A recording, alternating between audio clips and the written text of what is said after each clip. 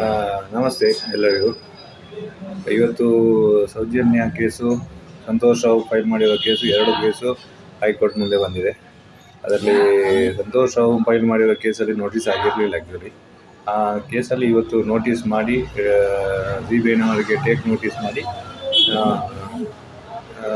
Other side Chandrababu ಮತ್ತು ಪುರಂದರ್ ಅವರಿಗೆ ಕೂಡ ನೋಟಿಸ್ ಮಾಡಿದೆ. ಅವರಿಗೆ ಕೂಡ ನೋಟಿಸ್ ಸರ್ವ್ ಆಗಿದೆ.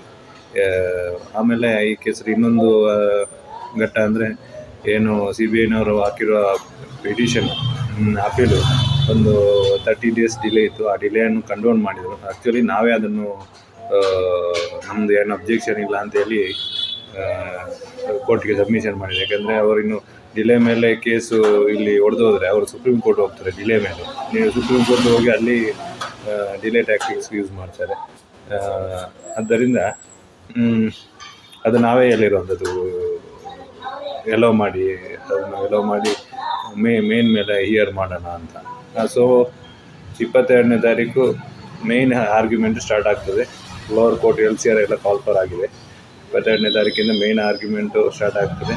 ಅದು ಯಾವಾಗ ವಿದಿನ್ 1 ಮಂತು, ಮೋಸ್ಟ್ಲಿ 26ರಿಂದ ವೆಕೇಷನ್ ಇದೆ. ನೋಡೋಣ 22ನೇ ತಾರೀಕಿಗೆ ಏನು ನಡೀತದೆ ಅನ್ನೋ ಮೇಲೆ ಡಿಪೆಂಡ್ ಆಗಿದೆ.